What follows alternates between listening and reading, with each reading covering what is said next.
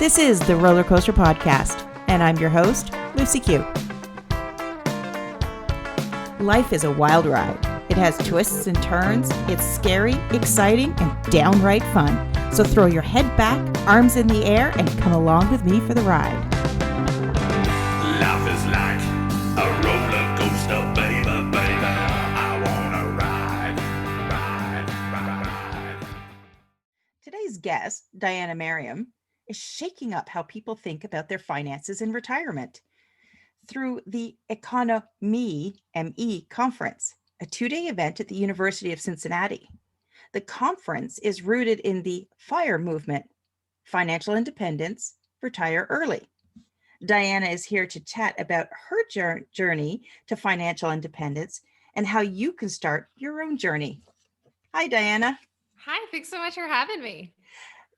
Now, when I go back to, when I was a kid, a teen, and the thought of retirement, there were these commercials. There was this financial planning company that always talked about Freedom 55. And, that was sort of the accolade that everyone was working towards, is to be able to retire by the time they're 50. But it was just basically through investing your money every month in whatever program they had. What started you on this journey to financial independence? Yeah. So it all started for me in the fall of 2015. I was in my late 20s. I was 30 grand in debt for absolutely no reason, living in New York City. And I was just living beyond my means. I think very similar to most people, right? I'm just swiping the credit card. And in my mind, I'm thinking, I'm going to figure out my debt. I'm going to figure out my money and retirement and all that stuff later when I'm making more money. I think that's a very common mindset, especially when you're young. But, I was approaching 30, that the big 3-0 is looming. And I think for a lot of us, it's a very reflective birthday, right? You start thinking, what am I doing with my life? And I felt like I had checked nearly every box in my career and climbing the ladder and doing the things that I thought, I should be doing. And yet I didn't have much to show for it because I was spending all my money. And so I had this goal to get out of debt. And when I was searching around, I came across the FIRE movement, specifically through a blog called Mr. Money Mustache, which is a very silly name, but he's actually one of the most popular bloggers within the FIRE movement. And this guy retired at 30 years old because he saved 75% of his income the entire time he was working. It sounds absolutely insane. It sounds like impossible, right? And so I just got really curious. And I actually like to say finding this blog was like a refreshing punch in the face for me, because I had never heard someone talk about money the way that Mr. Money Mustache talked about money.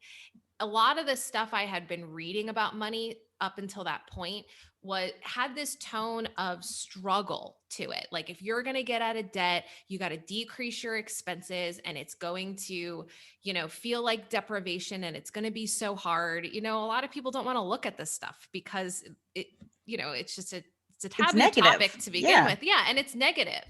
And we've also been conditioned since birth to be consumers. So the idea of just spending all of our money on stuff is something that we're used to. That's, kind of what we've been trained to do. And this blog had a completely different take on it. It helped me realize that I could buy stuff or I could buy time and freedom. And ultimately, I think what we all really want is autonomy over our time. That's why we save money for even traditional retirement, right? And it also helped me realize that my problem was essentially not so much about income, because I kept thinking, when I make more money, I'll figure this out. It was much more about money management. What was I doing with the money I was earning now?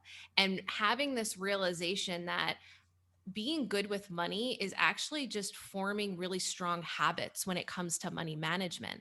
And so if I can't manage $1,000, what makes me think I'm going to be able to manage $1 million? More income isn't necessarily a magic button when it comes to building wealth. Just look at people who win the lottery. A large percentage of them are bankrupt, I think it's something like 90% of. Exactly.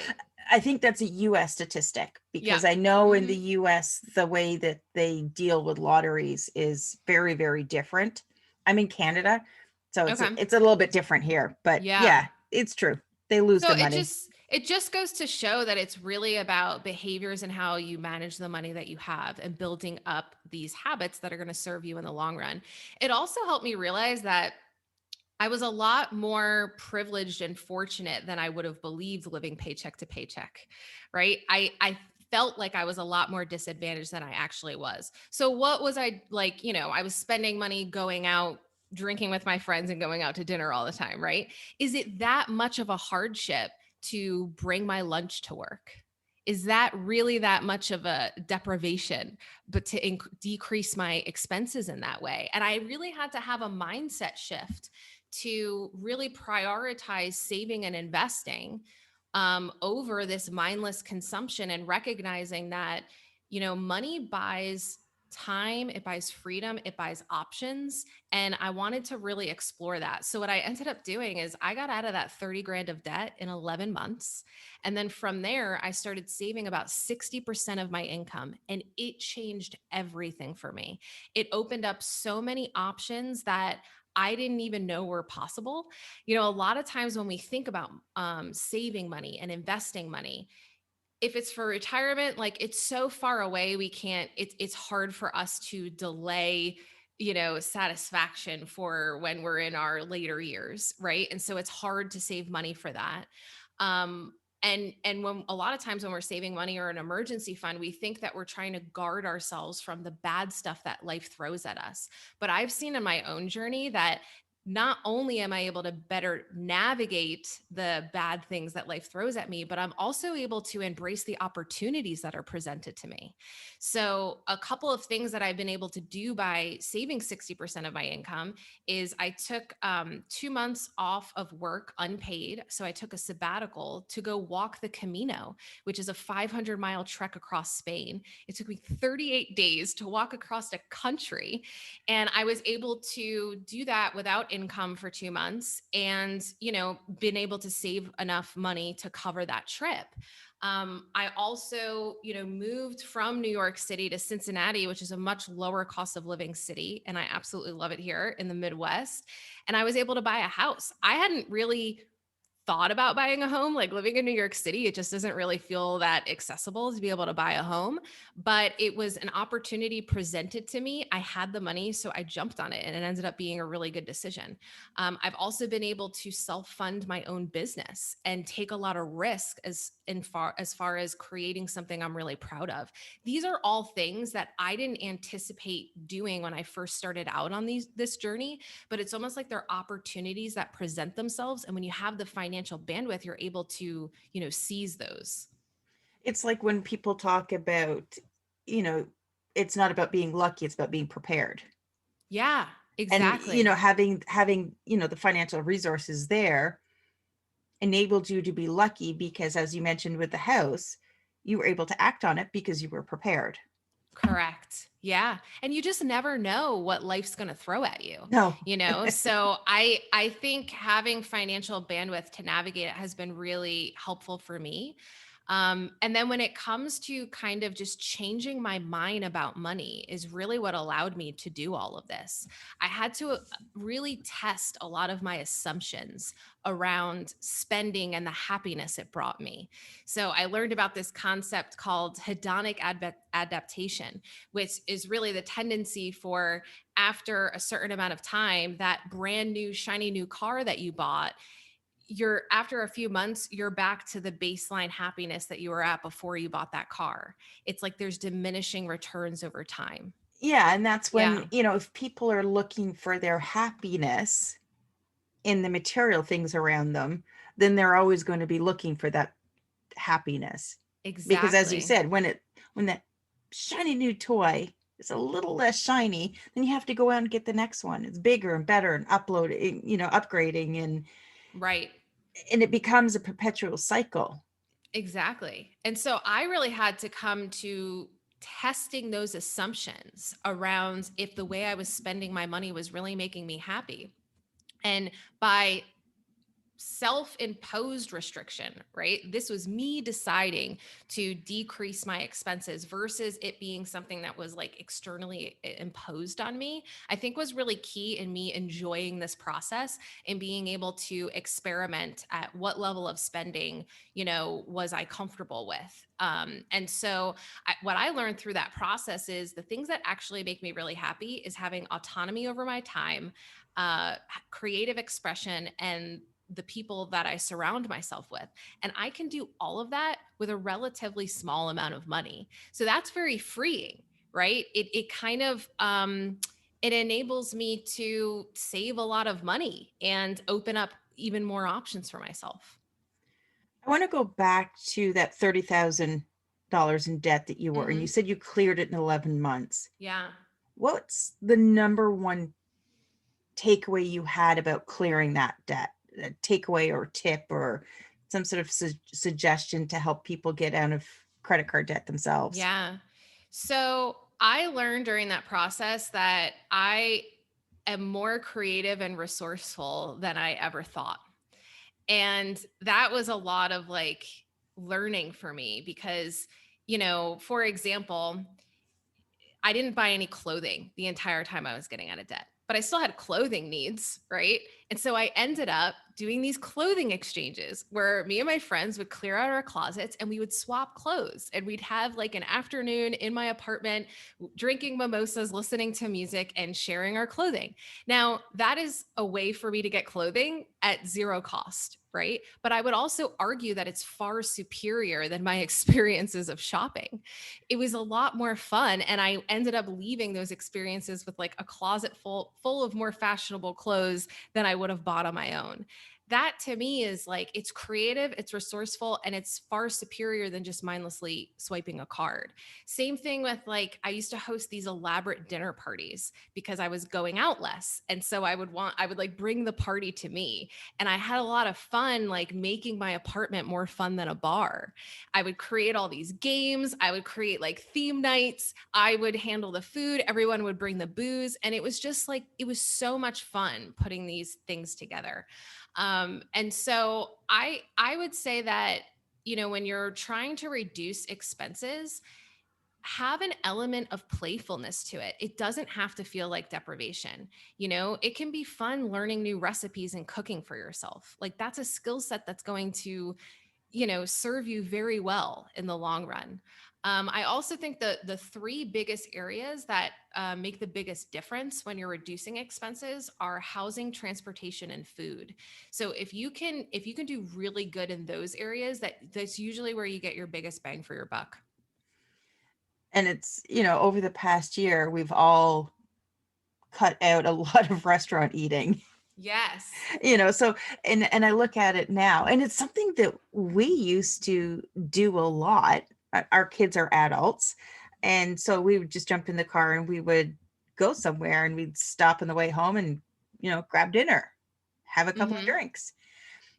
And when you look at it over the course of time, you realize like, oh crap, look at, like, we had the money to spend, but it's like, look at Yeah. what we're spending on just restaurants. Right. And then through the pandemic, of course, it's nobody's going anywhere. So even going back to the clothes thing, I traded in a lot of business clothes for, nice yoga pants. Yep. They're not so bad. Nobody's Yep. nobody's seeing you from the waist down, so it doesn't matter what you're wearing. Yeah. No, and So oh, go ahead. like, yeah, I have seen how those things have changed. And at the beginning, it did feel like a deprivation, but now it's like I can't even be bothered. Right. Yeah. I do think that if you're just starting out, the thing that helped me the most in thinking about the areas where I could cut back, number one is to track your expenses. You have to have like a level of awareness on where your money's going before you can make decisions on changing where it's going, right? I think a lot of people get frustrated with budgeting because they have pretty unrealistic budgets because they're built without the awareness of where the money's going in the first place. So for example, if you had a food budget or a grocery budget of, let's say you came up with a budget of $200 a month, right? But last month you spent $400. So how realistic is it for you to cut that in half, right? That's a big leap, right? So I think being really aware of your starting point is very helpful as you're tackling, figuring out a budget that works, that you can engage with, that feels empowering, and then also really understanding like where your debts are. I knew I was in debt, but I didn't have an idea of my collective debt. I actually ran a credit report on myself to look at all of my debt together. And it was like, oh man, this is 30 grand of debt. Like I had no idea I had gotten that bad. Yeah, and that's where, we use Credit Karma, Mm-hmm. and you go in there and you can see everything that's attached to your name, Yeah. and what the accumulative debt is. And now we've cleared almost all of our consumer debt. We have still line of credit and mortgage left to get through, but we now get competitive, my husband and I, with our credit scores. Yeah. And it's a bit of a game. It's like, oh, I wonder if I can get it up to 820 this month. And it's different how your perception changes, but definitely understanding your debt and how, I almost want to say, how the interest builds on that debt. Oh, yeah. Because I was talking with another financial person yesterday, and she was saying that somewhere along the line, the laws in the US changed when it came to interest, and that they're now calculating interest instead of it being, say if it's 12% interest on a credit card, instead of it being calculated over 12 months, it's calculated by the day. So Oh, your yeah. interest is calculated on 365 days, which then creates this really abnormal process of actually trying to get out of credit card debt. It makes it nearly impossible. I mean, if you think about, if you make a $10 purchase and you just pay the minimum on your credit cards every month, you're going to end up paying like 3 times that original purchase over Yeah. time, right? And so that's the concept of compound interest, Yeah. that when you have debt, it works against you and makes it impossible to dig out of unless you're really aggressive about throwing money at that debt. But when you're investing, it works in your favor. And Yes. so that to me, I wish someone would have explained the concept of compound interest when I was younger, because I think I always thought that I could catch up, right? Yeah. Because if I'm not saving and investing when I'm young, well, I'll catch up when I'm making more money, was my thought process. But, you really have to save a lot less when you're young and let the power of compound interest do its thing, versus if you haven't saved anything and you're 40, 50 years old, now you're going to have to be saving 50, 60% of your income to be able to ever retire, you know? And it's funny, retire for so many people, at least here in Canada, it's the concept of retirement is doesn't exist. It just Mm-hmm. doesn't. I mean, sure, we have whatever pittance our government program, we call it CPP here, whatever your government allotment is going to be, but if you actually look at it, it's not worth anything. And that's even if it still exists by the time some people retire. Right.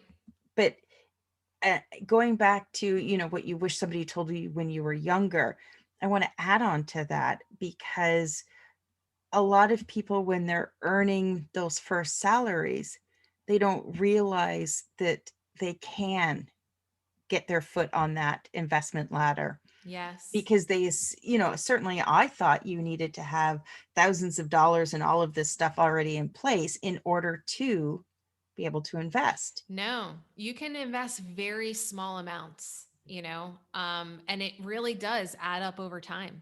I think that the key to investing is to be consistent about it and to start as early as possible. Don't wait until you have more money, because again, it's about forming that habit of consistently paying yourself first and recognizing that your money is always going to be able to work harder than you can. We only have so much energy and so much time that we're trading time for money. But when you invest your money and it's earning interest, and that interest is earning interest, that's happening 24/7. And, it's like you just keep socking it away and you wake up one day and it's like, oh, wow, I've created a lot more options for myself. And that's it, is like you just said, make your money work for you instead of you working for your money, because Exactly. that's the trap that we all fall into. Because when you do earn that bigger paycheck, it comes, you probably have a family and a bigger house, and you need a Right. second car, and all these things keep adding on. So sure, your paycheck is growing, but so's your lifestyle. We Exactly. always seem to be able to grow to fit our paychecks. That's right. I mean, it's referred to as lifestyle inflation. And one of the keys of really growing wealth is to not fall victim to that lifestyle inflation. So as your income grows, you're just able to increase your savings rate versus, buy a bunch of stuff with that. I think it's, when people think about wealth, they think about buying fancy things. And if you look at what wealth really is, wealthy people are buying assets, they're not buying stuff. And, that was a real something I had to wrap my brain around, because when I see someone driving a really nice car, I assume that they're making good money. But actually, in most cases, they're just taking on a lot of debt. Yeah, or It's that car is leased. yeah, it is no longer like nice stuff is no longer a signifier of wealth because everyone's buying, paying for it with debt. Yeah, yeah, Yeah. exactly. Uh, Diana, what's the best place for someone to connect with you? Yeah. So I run an event. You mentioned the Economy Conference. And if you go to economyconference.com, and economy is spelled with an M-E, not an M-Y at the end, fun play on words there. But economyconference.com, you can read all about the event. It's basically like a party about money. And I gather experts and thought leaders within the FIRE movement to talk about this topic from a number of different angles, from the tactical side of things, like how do you actually grow your savings rate, and to the more inspirational side of things. When you see that people are actually doing this, actually reaching financial independence, and you recognize that they're not making six figures and they're doing it with children, and they're doing it, through different life circumstances and whatnot, it really does make it feel a lot more accessible. So the event is happening at the University of Cincinnati this November. You can learn more about it at economyconference.com. And you can also go to Economy Conference on YouTube, and you can actually see all the videos from the speeches from last year's event. So you get a better feel what it's all about. Perfect. Well, if you are looking at connecting with Diana, I am going to have all of those links in the show notes. And Diana, thank you so much for joining me today and sharing your story. Yeah, thanks so much for having me. Thanks for listening to this episode of the Roller Coaster Podcast. Want to chat or share your ideas about today's show? Pop me an email at hello@therollercoasterpodcast.com. Don't forget to connect with me on Facebook and Instagram at The Roller Coaster Podcast. Our theme song, Roller Coaster, was performed by The Lucky Setback. Audio editing by the one and only Jeff Quigley of Quigley Creative. Life is like